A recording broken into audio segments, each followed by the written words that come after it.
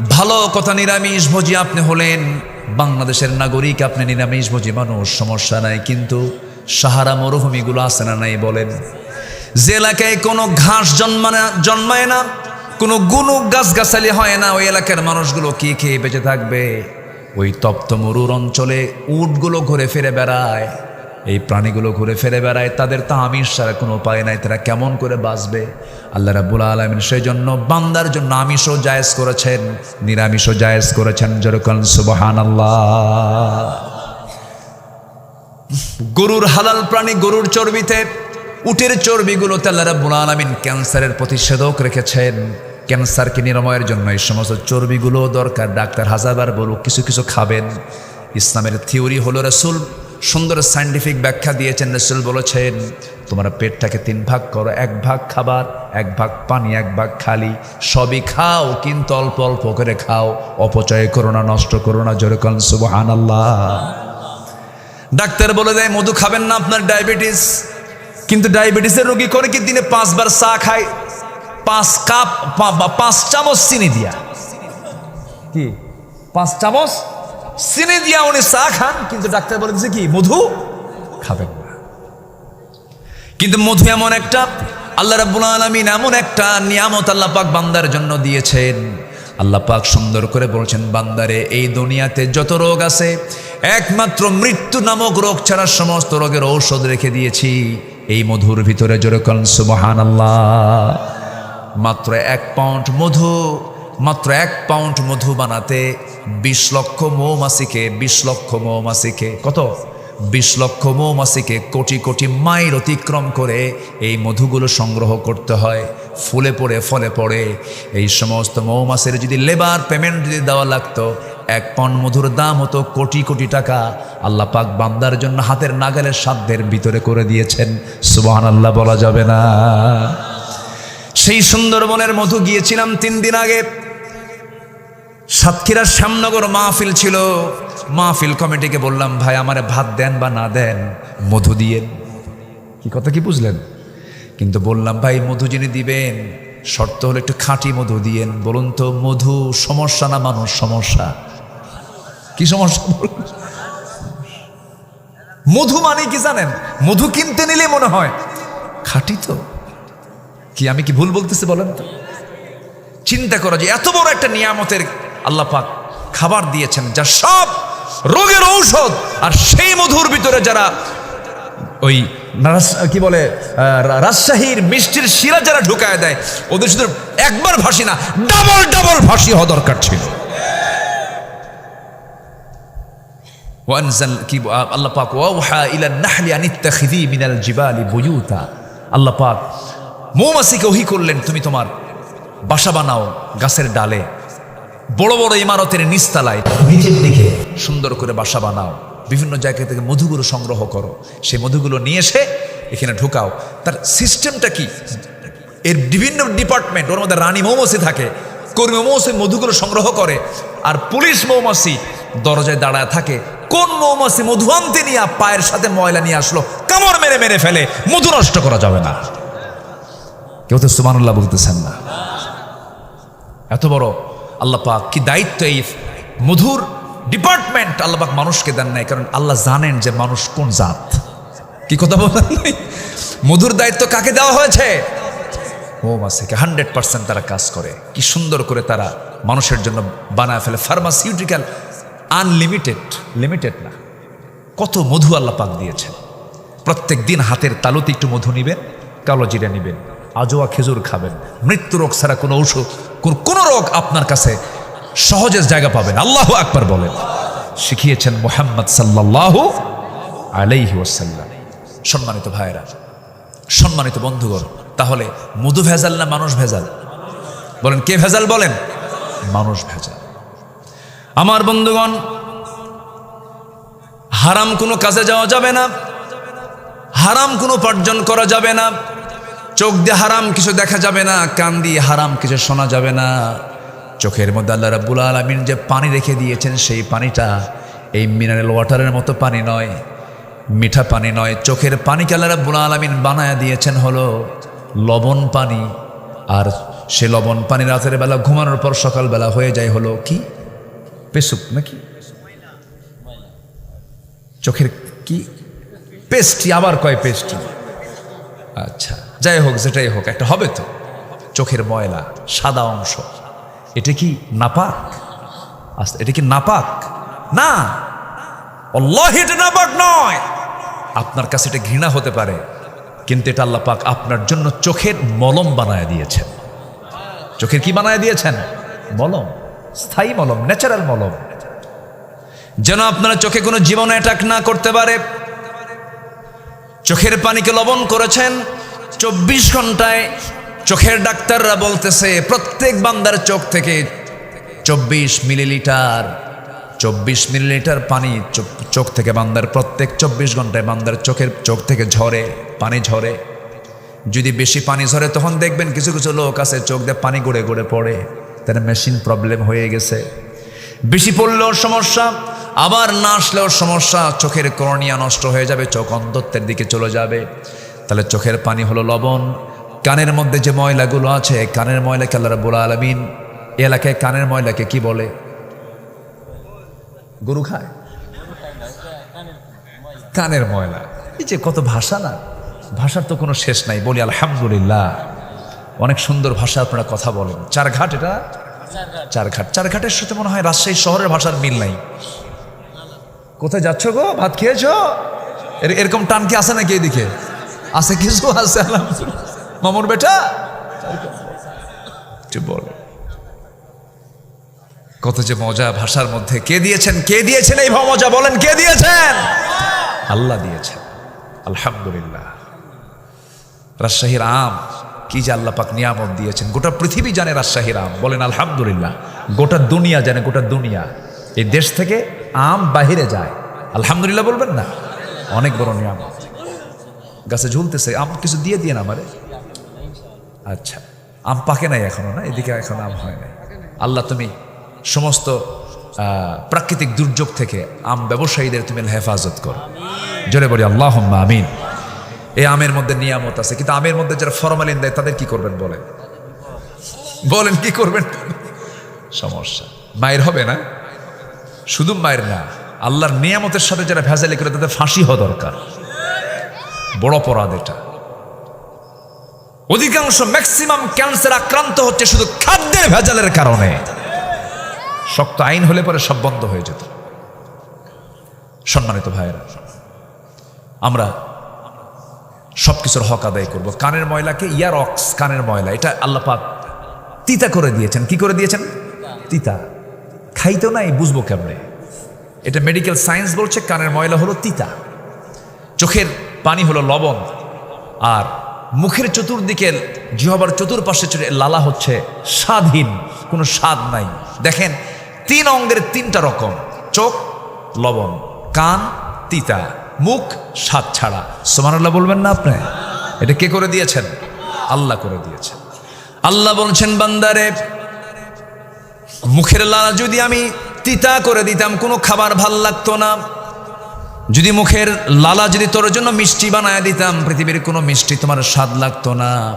আমি মুখের মধ্যে এমন লালা দিয়েছি যে লালার মধ্যে কোনো স্বাদ নাই। যা তোর জিহ্বায় চলে আসে সঙ্গে সঙ্গে বলে ফেলি সেটা গরু গোশত, এটা খাসির গোশত, এটা মুরগির গোশত, এটা ন্যাংরাম, এটা গোপালভোগ, এটা রাজভোগ, এটা খিরসাপাতি, এটা হাড়ি ভাঙ্গা, এটা কি হিমসাগর, কত জামের স্বাদ। এই যে 200 প্রকার 250 প্রকার জামগুলো আছে আপনাদের, এত প্রকার স্বাদগুলো, এত ক্লাস, সমস্ত ক্লাসিফিকেশন করে দিয়েছে যে যন্ত্র, সেই যন্ত্রের নাম হলো জিহ্বা।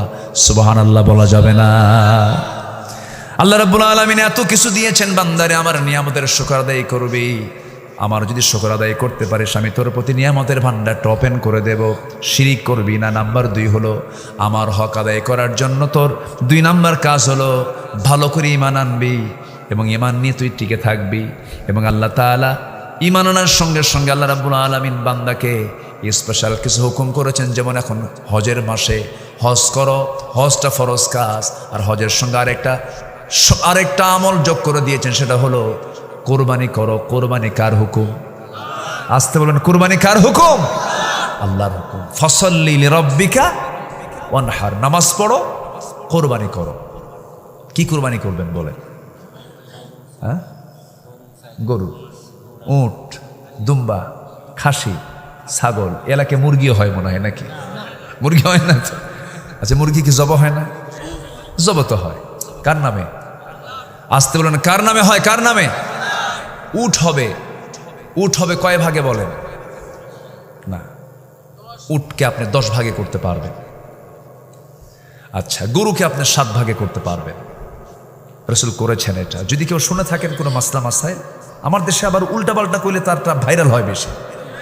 আমার দেশে আবার উল্টার দিকে চলে তো বেশি, মানে উল্টা যত কয় এদিকে ইউটিউবাররা ওই তালেই থাকে, উল্টাকে কয়, উল্টা বানায় দেয়।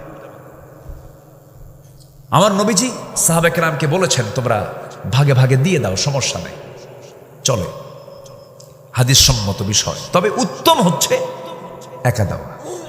পরিবারের পক্ষ থেকে আমি কোরবানি করছি, বাস আমি আমার পরিবারের পক্ষ থেকে কোরবানি করলাম, এটা হচ্ছে সবচেয়ে উত্তম বিষয়। তবে ভাগে দিলেও কোনো সমস্যা নাই। আবার অনেকে প্রশ্ন করেন, হুজুর আমার তো কোরবানি, আমার আকিকে আমার মা দেয় না, আমার বাপ দেয় নাই, তো আমার আকিকাটা বাদ আছে, আমি কুরবানির মধ্যে ঢুকায় দিতে চাই। এটা আমার দেশে একটা প্রচলিত একটা প্রথা আছে, কিন্তু কোরবানির সাথে আকিকার কোনো সম্পর্ক নাই। কারণ আকিকার হয়তো গোশতের হুকুম আর কোরবানির গোশতের হুকুম এক থাকতে পারে, এক, সমস্যা নেই। কিন্তু আকিকার সম্পর্ক হলো জন্মের সাথে।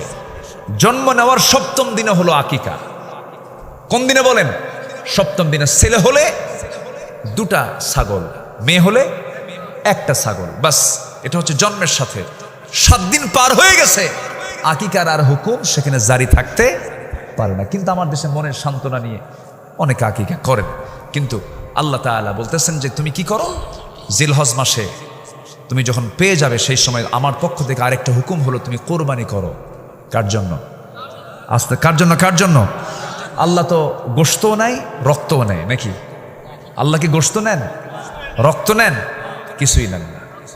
আল্লাহ রাব্বুল আলামিন বলেন, আমি কি নেই তোর কাছ থেকে, বান্দা শুনে নে, লা ইয়ানালাল্লাহা লুহুমুহা ওয়ালা দিমাউহা ওয়ালাকিন ইয়ানালুহুত তাকওয়া মিনকুম। আল্লাহর দরবারে কোনো গোশত যায় না, কোনো রক্তও যায় না, আল্লাহর দরবারে চলে যায় হলো তোমাদের তাকওয়া। কিন্তু আমার দেশে কিছু প্রাণীর প্রতি মহব্বত রাখা কিছু বান্দার সামনে কয়েকদিন পর আবার তারা মাঝে মাঝে উকি মেরে ওঠে। কিছু নাস্তিক চক্র আছে, যখন কোরবানির দিন আসে, কোরবানির 2-1 দিন আগের থেকে শুরু করে, আহারে লাখ লাখ প্রাণীকে মেরে ফেলে আজকে মানুষ কেমন অমানুষ হয়ে গেছে, দেখছেন কি ফতুয়া মারে। আসেন এরকম, আসেন এরকম, আসেন। যে সমস্ত নরাধমগুলো এই সমস্ত কথা বলে, জিব্বা টেনে ছেড়া দরকার এই বেয়াদবদের। আসতে বলবেন না, জোরে বলেন ঠিক কিনা? তুমি সারাদিন মুরগি মেরে খাও, তুমি সারাদিন তুমি কাচ্চি বিরিয়ানি খাও, তুমি সারাদিন তোমার বাড়িতে রোস্ট খাও, আর করোনার আগ দিয়ে তোমার এখানে চুলকানি ওঠে যে এই সমস্ত প্রাণীগুলো একদিনে মারার কি দরকার? এদেরকে 2 পা উল্টা করে ঝুলাইয়া পেটানো দরকার এদেরকে।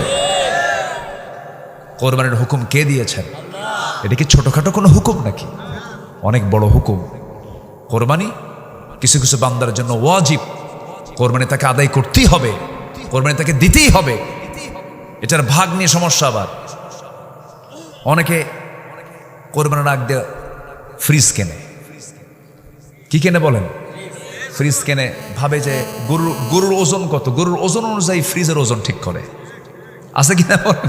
আচ্ছা বলেন তো, আপনি যে কোনো রেফ্রিজারেটর, যে কোনো ফ্রিজের মালিক, ফ্রিজ দোকানদারের মালিক, মানে ফ্রিজের যে দোকান আছে সেই দোকানদারকে আপনি প্রশ্ন করবেন যে আপনার কোন মাসে সবচাইতে বেশি ফ্রিজ বিক্রি হয়, বলেন কোন মাসে? কিসের আগে? কোরবানির আগে। আচ্ছা বলেন তো, প্রথম যে কোরবানির হুকুম হয়েছিল এটি কি খাওয়ার? বলেন এটি কি খাওয়ার? না। হাবিল এবং কাবিলের যে দ্বন্দ্ব ছিল, এই দ্বন্দ্ব মেটানোর জন্য আল্লাহ রাব্বুল আলামিন কি করলেন? 2জনকে কোরবানির অর্ডার দিলেন, তোমরা 2জনে পশু জবাহ করো। যার পশু আসমান থেকে আগুন এসে ভস্ম করে দেবে তার কোরবানি কবুল, আর যার আগুন পড়বে না, যার কোরবানির পশু পড়বে না, সেটা গ্রহণ করা হবে না। সেটা গ্রহণ করা হয়নি, সেটা অগ্রহণীয়। আল্লাহ যদি এইরকম সিস্টেম এখনো রাখতেন, ভয়ে কেউ কুরবানি দিত না। ভয়ে কেউ কি কুরবানি দিত না? ওরে বাবা, আমি যদি কুরবানি দিতে নিয়ে যদি আসমান থেকে যদি আগুন না আসে তাহলে আমার তো সবাই কবে এটা চোর। কি কথা বলছেন না? আল্লাহ পাক আমাদেরকে বাঁচিয়েছেন যে এরকম কোনো কিছু এখন এই সিস্টেমটা নাই। তবে অনেকের লক্ষ লক্ষ টাকার লোন আছে, উনি 3 লক্ষ টাকার গরু কেনেন, আছে কিনা বলেন? যখন বলে ভাই আপনি কি, আমি তো গরু, তুমি কি ছাগল, তুমি কি ভেড়া, আছে না নাই বলেন তো? তো এই সমস্ত প্রাণী কিনে আপনি প্রাউড করবেন, ফেসবুকে পোস্ট স্ট্যাটাস দিয়ে বলবেন যে এই যে 1 লাখ টাকার গরু অমুক মেম্বার কিনছেন, অমুক চেয়ারম্যান কিনছেন, অমুক এমপি সাহেব কিনছেন। আল্লাহর দরবারে এই সমস্ত রিয়া প্রদর্শনীর কোনো কোরবানি আল্লাহর দরবারে মঞ্জুর হবে না। কোরবানির পশুর নাম দিছে ডোনাল্ড ট্রাম্প। এই আছে নাকি বলো, কব কিছু কব বলবো? আচ্ছা, পশুর নাম কি দিছে? Donald Trump. নেতানিয়াহু নাম দিছে হলো দমোদর দাস নরেন্দ্র মোদী। কোরবানির পশুর নাম। একজন আমাকে প্রশ্ন করছে কয়েকদিন আগে মাহফিলে, হুজুর যে পশুর নাম দিছে ডোনাল্ড ট্রাম্প, ওটা দিয়ে কি কোরবানি হবে? কোন কি উত্তর দিই? মানে আধুনিক দুনিয়ার আধুনিক প্রশ্ন। আচ্ছা বলেন তো, ডোনাল্ড ট্রাম্প যে নামটা দিছে ওটা কি ও জন্ম থেকে নাম নিয়ে আসছে? তো ওটা কোরবানি দিলে সমস্যা কোথায়? কিন্তু ওটার নাম ডোনাল্ড ট্রাম্প দেওয়ার কারণ কি জানেন? ডোনাল্ড ট্রাম্পের চুলের সাথে ওর চুলের মিল আছে। কি ঠিক আছে কিনা? গতবার এক কুরবানির পশু হাটে উঠছে, তার নাম দিছে হলো তাহেরি। বাদ তো কারোই দেয় নাই। কে নাম তাহেরি দিচ্ছেন কেন? কোচ এমন মনসেন না আছে, আমার গুরুটা খুব উচ্ছৃঙ্খল, খুব নাচানাচি করে। সম্মানিত ভাইয়েরা, বিকৃত নাম এটা উচিত না। যে নামটাই হোক না কেন, কোনো ব্যক্তিকে হেয় করে কোনো নাম রাখা উচিত না। তবে এই জাতীয় কোনো পশু যদি কেউ জবহ করে, এতে কোরবানির কোনো ক্ষতি হবে না, কিন্তু যিনি নামটা দিয়েছেন তার জন্য অবশ্যই তাকে জবাব দিতে হবে। কার আদালতে? আল্লাহর আদালতে। এগুলো করা ঠিক না। এটা করবেন কেন? আপনি নাম দিয়ে এমনি একটা নাম দিবেন কেন? এটা উচিত না। কোরবানি করবো আমরা কার খুশির জন্য বলেন? আসতে বলুন, কার খুশির জন্য বলেন? কোরবানির কোনো পশু, কোরবানির পশুর যে গোশতগুলো সুন্দরভাবে আগে আত্মীয়ের মাঝে বন্টন করবো। জোরে বলি ইনশাআল্লাহ। কার মাঝে বলেন? আত্মীয়ের মাঝে। নিজে বেশি রাখবো না দিব বেশি? বলেন। দিব বেশি, নেব কম। আমার যেন খুব দ্রুত যেন শেষ হয়ে যায়, এটাকে বেশি রাখার জন্য নয়। আমি আমার ব্যক্তিগত একটা আমলের কথা বলি। কোরবানি দেওয়ার নিয়ম হচ্ছে 3 দিন। কয়দিন বলেন তো? 3 দিন। পরপর 3 দিন দেওয়া যায়, এবং এই 3 দিন বান্দা রোজাও রাখতে পারে না। আরেকটা ঈদের দিনও বান্দা রোজা রাখতে পারে না। তো আমি ঈদের পরের দিন আমার গ্রাম যেটা, সেই গ্রামে আমি এক্সট্রা করে একটা কুরবানি দেই। পরের দিন আমি খুঁজে খুঁজে দেখি যে আমার গ্রামে কোন বাড়িতে কুরবানি হয়নি, কোরবানি কি দেয় নাই, কার বাড়ির উনুনে ভালো করে মজা করে গোশত খাওয়াটা হয় নাই। ইসলাম তো সামাজিক একটা দিনের নাম, সামাজিক ধর্মের নাম এটা। আপনার প্রতিবেশী না খেয়ে আছে আর আপনি ইমানদারের ঢেকুর মারতেছেন, আপনি ইমানদার হতে পারেন নাই। যার প্রতিবেশী না খেয়ে থাকে সে ইমানদার নয়।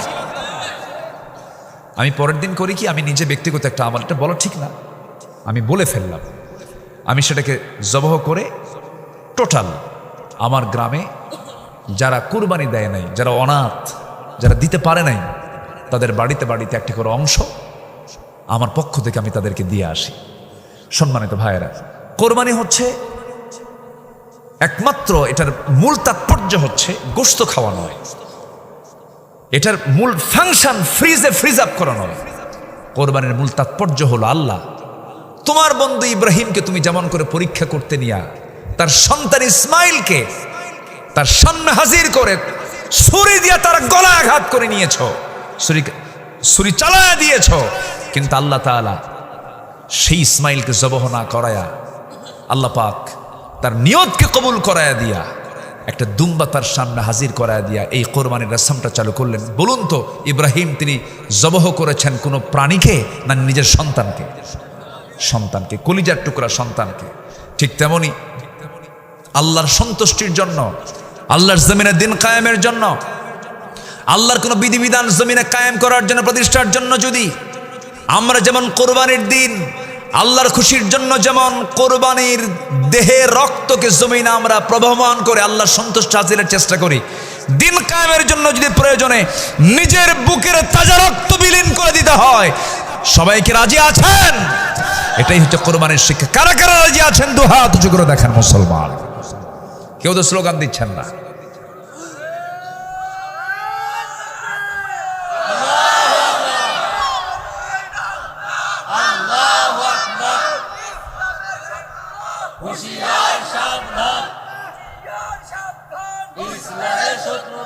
আল্লাহ কবুল করুন, জোরে বলি আমিন। তাহলে জীবন দেব আমরা কার পথে? জীবন দেব আমরা কার পথে? আল্লাহ আমার জান এবং মাল কিনে নিয়েছেন জান্নাতের বিনিময়ে। কিসের বিনিময়ে বলেন? জান্নাতের বিনিময়ে। আল্লাহর হক আদায় করার জন্য 10টা কাজ। 1 নাম্বার বলেছে শিরিক করা যাবে না। নাম্বার 2 হলো ভালো ঈমান আনতে হবে এবং টিকে থাকতে হবে সেই পথে। নাম্বার 3 হলো আল্লাহকে ভয় করা। নাম্বার 4 হলো আল্লাহর বিচারে ফয়সালা মেনে নেওয়া। আল্লাহ যা বলেছেন সেই জায়গায় কোনো প্রকার অভিযোগ না তোলা, আপত্তি না তোলা। নাম্বার 5 হলো সালাত কায়েম করা, যাকাত আদায় করা। নাম্বার 6 হলো হজ করা। আমার দেশে বহু লোক আছে সিডনি চলে যায়, স্ট্যাচু অফ লিবার্টি দেখার জন্য চলে যায়, আমেরিকা চলে যায়, ব্রিটেন চলে যায়, কিন্তু হজে যাওয়া হয় না। এমন পোড়া কপাল আমার দেশে আছে না নাই বলেন? আছে। সোনার দাম হলো 2.5 লক্ষ টাকা ভরি, কিন্তু আমার নবীর সোনার মদিনায় যেতে সময় মাত্র টাকা লাগে 1,40,000 50,000। খুব একটা কঠিন কিছু নয়। ওই যে কবিদের কবিতাটা এক সময় ছিল, মনে বড় আশা ছিল যাব মদিনায়, এরকম করে তারা কবিতাগুলো বলতেন। আজকে এটা বাস্তবতায় আমরা তা পাই না। এখান থেকে ঢাকা যেতে সময় লাগে 10 ঘন্টা 12 ঘন্টা মাঝে মাঝে, কিন্তু মক্কায় যাওয়ার জন্য ঢাকা থেকে মাঝে মাঝে সময় লেগে যায় মাত্র 5 ঘন্টা। খুব অল্প সময় আপনি যেতে পারবেন। হজের নিয়ত করে ফেলেন। 1 বছর আমের ব্যবসা করে 10 লক্ষ টাকা কামাই করলেন, মনে মনে ভাববেন যে টাকাটা পাবো, আল্লাহ তোমার ঘরটা দেখে আসবো। আল্লাহ বলছেন ওমান দাখালাহু কানা আমিনা, যে বান্দা আমার ঘরে ঢুকবে, আমার হারামের মধ্যে ঢুকবে, আমি তাকে নিরাপত্তা দিয়ে দেবো। জোরে কোন সুবহানাল্লাহ।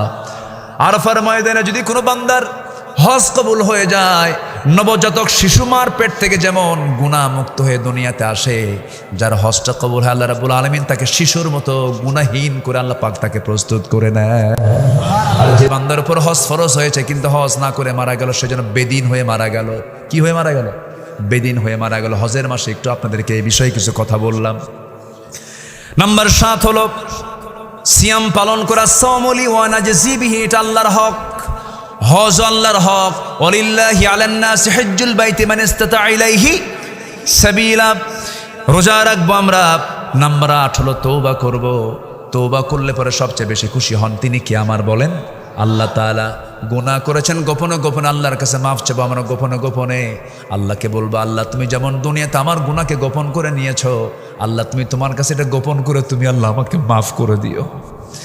আল্লাহর কাছে বেহায়ের মতো কাঁদতে হবে, আল্লাহর কাছে অস্থির হয়ে কাঁদতে হবে, চোখের পানি ফেলে ফেলে কাঁদতে হবে। আমার ভাইয়েরা, দুনিয়া থেকে আমিও বিদায় হব, আপনিও বিদায় হবেন। কেউ বাঁচার জন্য আসি নাই। যে কোনো মুহূর্তে দুনিয়া থেকে বিদায় নিয়ে নেব। মৃত্যু কিন্তু সহজ কোনো বিষয় নয়। ইদ্রিস আলাইহিস সালাম একদিন বলছেন আল্লাহ মৃত্যুর যন্ত্রণা কেমন আমাকে একটু দেখায় দাও তো, আমি একটু দেখতে চাই। মালাকুল মউত পাঠায় দিলেন, তার জান কবজ হয়ে গেল। আল্লাহ পাক তাকে আবার জিন্দা করলেন। এবার বলো হলো ইদ্রিস কষ্ট কেমন হয়েছে? তিনি বলছেন আল্লাহ আমার কাছে মনে হলো আমার যখন জান কবজ হচ্ছিল, একটা জীবিত মানুষের মাথার চামড়া টেনে টেনে পা পর্যন্ত নিয়ে আসলে যত বড় না কষ্ট হয়, তার চাইতে বেশি কষ্ট আমার অনুভূত হচ্ছিল। সঙ্গে সঙ্গে আল্লাহ বলছেন ইদ্রিস রে, মালাকুল মউত তোমার যখন জানটা কবজ করেছে অত্যন্ত আদর করে যত্ন করে জানটা কবজ করেছে। আদর যত্নের জান কবজের তীব্রতা কষ্ট যদি এমনটা হতে হয়, এমনটা কষ্ট হয়, সবার সামনে মৃত্যুর মুখে মুখে আসে না নাই বলেন? আচ্ছা, সবাই আমরা মৃত্যুর মুখে মুখে দাঁড়াবো একদিন। দুনিয়া থেকে বিদায় নিয়ে নেব। দাদা চলে গেছে, দাদি চলে গেছে, নানা চলে গেছে, নানি চলে গেছে। কত স্মৃতি দাদার সঙ্গে একসঙ্গে থেকেছি। দাদার মুখের চিবানো পান মুখের মধ্যে থেকে বের করে আমাকে দিয়েছেন। কত সুন্দর সময়গুলো পার করেছি। সে দাদাটা চলে গেল। কলিজার টুকরা সন্তান চলে গেছে, অনেকের কত আদর করেছেন। মা চলে গেছে, বাবা চলে গেছে, কত কাছের প্রিয়জনরা চলে গেছে। বছর 3 আগের কথা। আমার এক বন্ধুর সঙ্গে আমরা একসঙ্গে পড়াশোনা করেছি, একসঙ্গে আলিম পাশ করেছি। নাম হলো জিয়াউর রহমান। একসঙ্গে একই ক্লাসে পড়েছি। কত আনন্দ উল্লাস করেছে, কত আড্ডা মেরেছে। সে আর্মিতে চাকরি পেল, আর্মিতে চাকরি করলো, আর্মির বড় কর্মকর্তা ছিল। মাঝে মাঝে কথা হতো, সুন্দর তেলাওয়াত সে করতে পারে, সুন্দর কণ্ঠ ছিল তার, সন্তানাদিও আছে, পরিবার পরিজনও আছে। হঠাৎ করে একদিন মনে হলো কতদিন বন্ধুর সঙ্গে কথা হয় না, ফোন দিলাম। ফোন ওই দিক থেকে ফোনটা যে রিসিভ করলো, মহিলার কণ্ঠ আসলো। আমি সালাম দিয়ে শুরু করলাম, বললাম মনে হয় আপনি ভাবি হবেন, আমার ভাই আমার বন্ধু জিয়াটা কোথায়? সঙ্গে সঙ্গে বল জিয়া তো নাই। কাছে আসলে পরে আমাকে একটু ফোনটা ধরতে বলবেন, আমাকে ফোনটা দিতে। আমি অমক বলছি, ওপার থেকে একটু কাদা কাদা কণ্ঠে বলছে, ভাই রে আপনার ভাই তো এমন জায়গায় গেছে যে দেশ থেকে মানুষ আর কোনোদিন ফিরে আসে না, দুনিয়া থেকে বিদায় নিয়েছে। আমি নিজেকে স্থির করতে পারলাম না, হারে আমার বয়সী মানুষ, একসঙ্গে পড়াশোনা করলাম, একসঙ্গে সময় কাটালাম। একটা মানুষের জীবন পরিবর্তনের জন্য বেশি কিছু লাগে না। একটা মানুষের বাস্তব কোনো বইয়ের পড়া, বইয়ের শিক্ষা দিয়ে মানুষ কখনো শুধু ভালো হবে না। বাস্তব একটা শিক্ষা হলো, একটা বান্দা ভালো হওয়ার জন্য তার প্রিয়জনের মৃত্যুটা তার সবচেয়ে বড় শিক্ষা। প্রিয়জন দুনিয়া থেকে বিদায় নিয়েছে, কিচ্ছু না জীবন, ও চলে গেছে, আমিও চলে যাব, সব দুনিয়া থেকে একদিন বিদায় নিয়ে নেব। আমার নবীজি দুনিয়া থেকে বিদায় নিচ্ছেন, খুব অসুস্থ মানুষ। ওমরে ফারুক রাদিয়াল্লাহু আনহু পাগলার মতো হয়ে গেছেন। একজন এসে বলতেছে, ভাই ওমর, রাসূল ইন্তেকাল করেছেন। আমার নবীজি খুব পারিবারিক মানুষ ছিলেন, তিনি পরিবারকে খুব মহব্বত করতেন, পরিবারকে সময় দিতেন। ওমরে ফারুক জানেন না তিনি ইন্তেকাল করেছেন, কারণ রাসূল ইন্তেকাল করেছেন সাহাবীদের সামনে না, স্ত্রীর সামনে। বলেন কার সামনে? স্ত্রীর সামনে, ঘরের ভেতরে পর্দার পরিবেশে তিনি ছিলেন, ঘরের মধ্যে তিনি দুনিয়া থেকে বিদায় নিয়েছেন। রাসূল যখন দুনিয়া থেকে বিদায় নেন, তার সামনে কেউ ছিল না, মাত্র একটা মানুষ ছিল, তার নাম হচ্ছে আম্মা জান আয়েশা সিদ্দিকা রাদিয়াল্লাহু তাআলা আনহা। তিনি যখন দুনিয়া থেকে বিদায় নেন, তিনি পরিবারকে খুব মহব্বত করতেন। কলিজার টুকরা ফাতিমাকে ডাক দিয়ে বলছেন, আয়েশা ফাতিমাকে ডাক দাও। তো ফাতিমাকে ডেকে আনা হলো। বলছেন, ফাতিমা রে, তুই দুনিয়াতে থাকবে, আমি দুনিয়া থেকে বিদায় নিচ্ছি, কিন্তু আমি তোকে না দেখলে থাকতে পারি না। আমার নবীজি মেয়েদেরকে খুব পছন্দ করতেন, মহব্বত করতেন। রাসূল বলেন, যার ঘরে 3টা মেয়ে আছে তার জন্য 3টা পৃথক জান্নাত। আমি 4টা মেয়ের বাবা। রাসূল মেয়েদেরকে খুব প্রাধান্য দিতেন, বলতেন, ও মেয়ের বাবারা, বাজার করতে গেলে পরে মেয়ের জন্য আগে বাজার করবা, ছেলের জন্য পরে বাজার করবা, মেয়েদেরকে দাম দিবা। আমি মেয়েদের বাবা, মেয়েদেরকে সম্মান করি। আমার রাসূল মেয়েদেরকে খুব মহব্বত করতেন, খুব আদর করতেন। ফাতিমা রাদিয়াল্লাহু আনহাকে বিয়ে দিলেন। বিয়ে দেওয়ার পর থেকে নিয়ে আমার নবীজি তার মৃত্যুর দিন পর্যন্ত 3টা দিন পার হতে দেন না। 3টা দিন চলে গেলে রাসূল অস্থির হয়ে যেতেন, আমার মেয়েটাকে দেখি না, ফাতিমাকে দেখি না, ছটফট করতেন। নবীজি এতটাই পারিবারিক ছিলেন, পরিবারকে খুব মহব্বত করতেন, সন্তানদের সময় দিতেন, বউদেরকে সময় দিতেন। আমার নবীজির 4টা স্ত্রী একদিন একসঙ্গে এসে নবীর সামনে দাঁড়িয়ে বলছেন, হুজুর আপনি কাকে সবচেয়ে বেশি ভালোবাসেন? রাসূল বলছেন, কেন কি হয়েছে হুজুর? আমাদের 4 জনের মধ্যে গন্ডগোল হয়েছে, আপনি আমাকে ভালোবাসেন, আপনি আমাকে ভালোবাসেন, সবাই বলে আমাকে বেশি ভালোবাসে। আপনার মুখ থেকে শুনতে চাই আপনি কাকে ভালোবাসেন। বলুন তো এই প্রশ্নটা সহজ না কঠিন? কঠিন প্রশ্ন, বললেই তো ক্যাসার লেগে যাবে, সমস্যা হয়ে যাবে। রাসূল বলছেন, একটু হিকমত খাটানো দরকার, তোমরা চলে যাও। তাদেরকে পাঠায় দিন আর বললেন, আগামীকালকে বলে দেব তোমাদেরকে আমি কাকে সবচেয়ে বেশি ভালোবাসি। ব্রেন খাটায় করলেন কি, সন্ধ্যা হতে হতেই, অন্ধকার হতে হতেই তিনি 8টা খেজুর হাতের মধ্যে নিলেন, 2টা করে প্যাকেট করলেন। 2টা খেজুর নিয়ে প্রথমে আম্মা জান আয়েশার ঘরে গিয়ে বলছেন, আয়েশা রে, আমি তোমাকে দারুণ ভালোবাসি, 2টা খেজুর দিয়ে গেলাম, কিন্তু তোমাকে যে এত ভালোবাসি 2টা খেজুরও দিয়ে গেছি, এই কথা যেন অন্য কোনো স্ত্রীর কানে না যায়। দ্বিতীয় স্ত্রীর ঘরে একই কথা বললেন, তৃতীয় স্ত্রীর ঘরে একই কথা বললেন, চতুর্থ স্ত্রীর ঘরে গিয়ে একই কথা বলে 2টা করে খেজুর দিয়ে আসলেন, একই কথা বলে চলে আসলেন। পরের দিন সকালবেলা বুক ভরা আশা নিয়ে 4 জন চলে গেছে। হুজুর আপনি বলেছেন আজকে জানাবেন কাকে বেশি ভালোবাসেন। রাসূল একটু মুস্কি হাসি মেরে বলছেন, ও আমার স্ত্রীরা, গত রাত্রিতে আমি লুকায় যার ঘরে 2টা খেজুর দিয়ে আসছি, আমি তাকেই বেশি ভালোবাসি। যা সুবহানাল্লাহ বলবেন না? আমার নবীজির বিজ্ঞতা, আমার নবীজির কি সুন্দর সিস্টেম পদ্ধতি। রাসূল সবাইকে ম্যানেজ করেছেন। ছোট্ট বাচ্চাদের সামনে যখন বসে যেতেন, বাচ্চার মতো হয়ে যেতেন। আমার নবীজি সেজদায় যেতেন, হোসেন নবীজির ঘাড়ে গিয়ে বসতেন। আমার নবীজি রুকুতে যেতেন, লাফ মেরে গিয়ে নবীজির পিঠে গিয়ে বসতেন হোসেন রাদিয়াল্লাহু তাআলা আনহু। আমার নবীজি জুমার খুতবা দিতেন, হোসেন লম্বা জুব্বা পরে বারবার প্যাঁচ লেগে পড়ে যান। নবীজি ওয়াজিব খুতবা ছেড়ে দিয়ে ছোট্ট বাচ্চা হোসেনকে প্রথম কাতারে বসায় দেন। আমার বন্ধুগণ, যে মসজিদে ছোট্ট বাচ্চাদের চিৎকার আওয়াজ শোনা যায়, যে মসজিদগুলোতে বাচ্চাদের কান্নার আওয়াজ শোনা যায়, এটা হচ্ছে রহমতের মসজিদ, বরকতের মসজিদ। জোরে কান সুবহানাল্লাহ। বাচ্চাগুলো যা আছে সব নিয়ে যাবেন মসজিদে, ছেলে হোক মেয়ে হোক, 4 বছর 5 বছর 6 বছর 7 বছর 8 বছর 9 বছর, সবগুলো বাচ্চা গ্রামের কোথাও থাকবে না, সব চলে যাবে কোথায়? মসজিদ। তারা হাঁটবে, তারা হাসবে, তারা কাঁদবে, তারা ঠেলাঠেলি করবে, তারা ঘুতাঘুতি করবে, কোনো ডিস্টার্ব করা যাবে না। নিজের চোখে দেখে আসলাম কাতারের সেন্ট্রাল মসজিদ, দোহার মধ্যে সবচেয়ে শ্রেষ্ঠ মসজিদ কাতারের সেন্ট্রাল মসজিদে দেখে আসলাম। জাস্ট আমাদের দেশের বাইতুল মোকাররমের মতো সেন্ট্রাল মসজিদের প্রথম কাতারে আমি নামাজটা যখন পড়ছিলাম, খতিব নামাজটা শেষ করলেন, কয়েক শত ছোট্ট ছোট্ট বাচ্চারা দৌড় মেরে মেরে এসে খতিবের কপালে চুমা খায়, হাত টেনে ধরে, তার জামা টেনে ধরে। খতিবের সবাইকে সুন্দর করে আদর করছেন, স্নেহ করছেন। কিন্তু আমার দেশের মসজিদগুলো কিছু বুড়াদের দখলে, কিছু বুড়া মানুষ, এত বুড়া মানুষ চোখগুলো এত বড় বড় বানায়, বাচ্চাদের দেখলে পরে ওই বাচ্চাগুলো মনে মনে দোয়া করে, বুড়া তুই মরবি কোন দিন। এই আছে না নাই? আচ্ছা, এগুলো করা যাবে না। মসজিদকে আমার আবাদ বানায় ফেলবো, জোরে বলি ইনশাআল্লাহ। আমার বন্ধুগণ, আয়েশা সিদ্দিকার ঘরে রাসূল দুনিয়া থেকে বিদায় নেবেন। এবার রাসূল বলছেন, আয়েশা রে, দুনিয়াতে আমার কারোর সঙ্গে কোনো কথা হলো না, তোমার সঙ্গে আমার সর্বশেষ কথা হয়ে দুনিয়া থেকে আমি বিদায় নিচ্ছি। আয়েশা, তোমাকে একটা কথা বলে যাচ্ছি, আমার উম্মতকে একটা মেসেজ জানায় দিবা।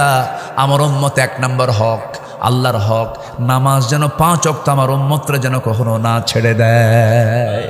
আল্লাহ তুমি সকল মানুষকে নামাজি বানায় দাও, জোরে বলি আমিন। আমার দেশে কত দল তৈরি হলো, কত সরকার গঠন হলো, কত সরকার আসলো গেল, কত দল আমরা চোখের সামনে দেখতে পেলাম। জাহান্নাম থেকে বাঁচার জন্য কারো কোনো টেনশন নাই, ঠিক কিনা বলেন?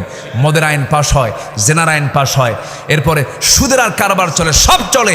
আজ পর্যন্ত জাহান্নাম থেকে বাঁচার জন্য জাতিকে নামাজের দিকে কেউ ডাকলো না, নামাজের আইন কেউ পাশ করতে পারলো না। আমি অধ্যাপক মুজিবুর রহমান সাহেবকে ধন্যবাদ জানাই। আপনাদের রাজশাহীর কৃতের সন্তান, রাজশাহীর গর্ব, গোদাগাড়ি তানোরের বারবার নির্বাচিত এমপি, ভাইজানের সহযোগী, আপনার সময় তিনি ছিলেন। উনি সেদিন পার্লামেন্টে বুক উঁচু করে বলেছেন, আসুন না আমার দেশকে সুন্দর করার জন্য, মাদক মুক্ত, জেনা মুক্ত, সন্ত্রাস মুক্ত একটা দেশ গঠন করার জন্য সূরা হজের 41 নম্বর আয়াত, নামাজ, যাকাত আমরা সমাজে, রাষ্ট্রে আমরা চালু করি।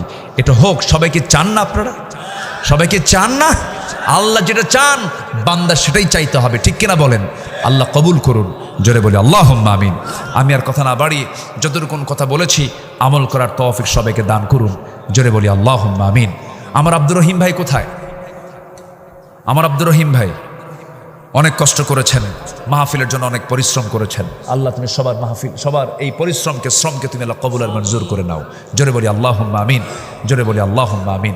এমপি মহোদয় তিনি অত্যন্ত ব্যস্ত মানুষ, এরপরও তিনি বসে বসে আলোচনাগুলো শুনলেন। তো আমি কথা আর বাড়াবো না, নামাজের মতো করে আমরা তাশাহুদের সুরতে আমরা সবাই বসে যাই, সবাই নামাজের মতো করে বসে যাই। আমরা আল্লাহর কাছে চাবো, আল্লাহর কাছে প্রার্থনা করব, আল্লাহ যেন আমাদের গুনাহগুলোকে মাফ করে। আপনার আম্মা, আপনার আম্মা, আচ্ছা, জি জি, দোয়া করি ইনশাআল্লাহ। সবাই বসেন, এতগুলো মানুষ আমরা দোয়ায় শামিল হবো। আশেপাশে অনেক মাইয়াত শুয়ে আছেন, কবরবাসী হয়েছেন, আমরা তাদের জন্য দোয়া করি। সবাই বলে সুবহানাকা আল্লাহুম্মা ওয়া বিহামদিকা আশহাদু আল্লা ইলাহা ইল্লা আনতা আস্তাগফিরুকা ওয়া আতুবু ইলাইকা। আমার আব্দুর রহিম ভাই তিনি অনেক কষ্ট করেছেন, অনেক যোগাযোগ করেছেন। এসেছি, আপনাদের সঙ্গে দেখা হলো। কষ্ট পেয়েছেন নাকি আপনারা? আল্লাহ যেন খুশি হন, জোরে বলি আল্লাহুম্মা আমিন। অনেক মিডিয়ার কর্মীরা এসেছেন, অনেক কষ্ট করে এসেছেন, রাত বিরাত তারা এই কষ্টগুলো করে। আল্লাহ তুমি তাদেরকে এটার জন্য উত্তম জাযা দিয়ে দাও, জান্নাতের কারণ বানায় দাও। আল্লাহ তাদেরকে পেশাদারিত্বের মানসিকতা নিয়ে খেদমত করার তৌফিক দিয়ে দাও। কমিটির ভাইদেরকে বলবো, তারা কষ্ট করে এসেছেন, একটু খাবারের ব্যবস্থা করে দিয়েন তো। এই আপনারা খাইছেন? আপনারা খান নাই? আহারে, দেখছেন না হুজুর, মানে খুব কষ্টে আছে। কিন্তু তো একটু দেখা যাক।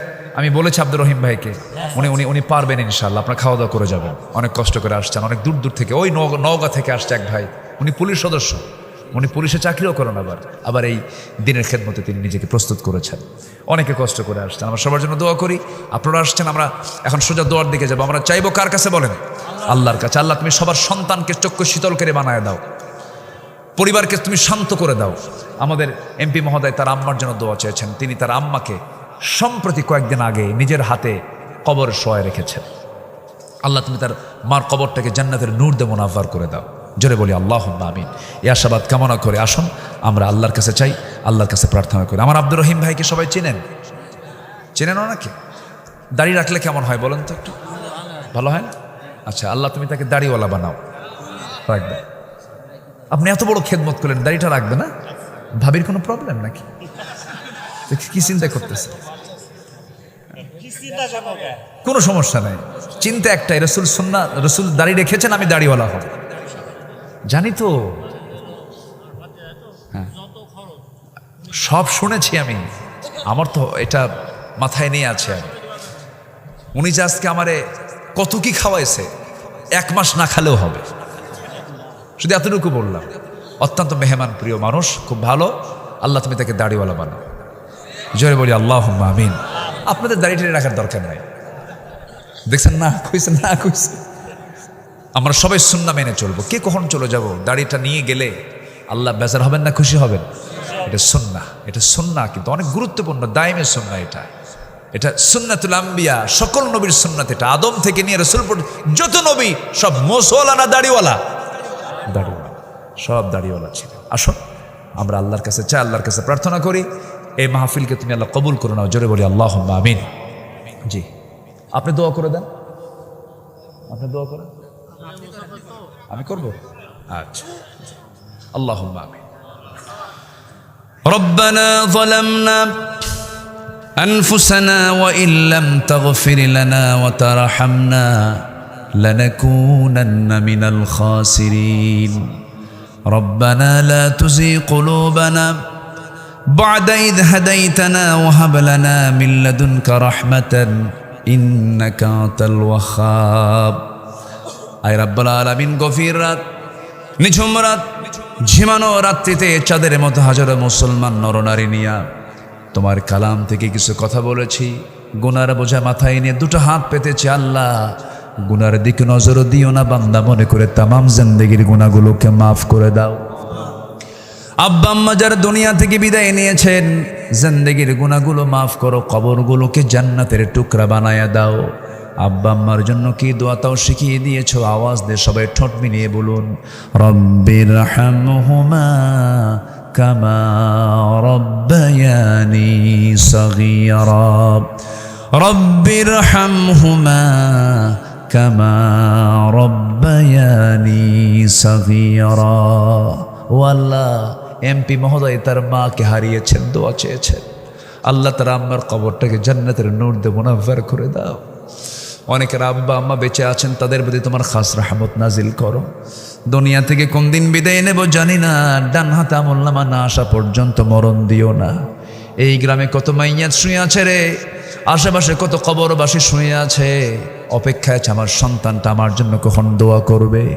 আশেপাশে যত কবরবাসী আছেন, কবরবাসীর সমস্ত আযাব মাফ করে দাও, কবরগুলোকে জান্নাতের টুকরা বানায়া দাও।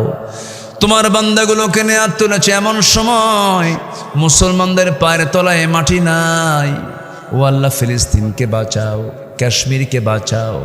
আল্লাহ, মুসলমানদের প্রথম কিবলা বাইতুল আকসাকে মুসলমানদের হাতে তুলে দাও। এই ক্রান্তি লগ্নে 180 কোটি মুসলমানের জন্য একটা ওমর তুমি আল্লাহ পাঠায়া দাও। দুনিয়া থেকে যেদিন বিদায় নিয়ে নেব রে, টেনে হেঁচড়ে ঘর থেকে বের করে দেবে, কবরের দিকে ঠেলে আমাকে নিয়ে যাবে, কবরে শোয়া দেবে। 24 ঘন্টা যাবে না মাথার চুলগুলো খসে খসে পড়বে, 3 দিন যাবে না চামড়াগুলো গলে গলে পড়বে। মাত্র 7টা দিন পেটের নারী বুড়ি সব চোখ মুখ কান নাক দিয়ে বের হওয়া শুরু হয়ে যাবে, কিম্ভূত কিমাকার চেহারা হয়ে যাবে। মাত্র 3টা মাস পরে দেখা যাবে কবর খনন করে যদি দেখা হয় কয়েকটা হাড় ছাড়া কিচ্ছু নাই রে। এই তো জীবনের পতন। কত রাজা মহারাজা দুনিয়া থেকে বিদায় নিয়েছে, ইতিহাস মুছে গেছে। এই সম্রাট বাবররা, হুমায়ুন, আওরঙ্গজেব, বাদশাহ জাহাঙ্গীর, বাদশাহ আলমগীর, কত বড় বাদশাহী উপমহাদেশ তারা শাসন করেছে, দুনিয়া থেকে বিদায় নিয়েছে। কবরের পাশে আজকে দাঁড়ানোর মতো লোক নাই রে আল্লাহ। এই তো দুনিয়ার নিয়ম রে আল্লাহ, দিন শেষে কেউ বন্ধু নাই, তুমি আল্লাহ, তুমি আমার বন্ধু, একমাত্র বন্ধু আল্লাহ। সে অন্তিম সময়ে যখন চলে আসবে, জবানে জারি করে দিও কালো জয় কালেমা তাইয়্যিবা লা ইলাহা ইল্লাল্লাহু মুহাম্মাদুর রাসূলুল্লাহ। আসসালামু আলাইকুম ওয়া রাহমাতুল্লাহি ওয়া বারাকাতুহু।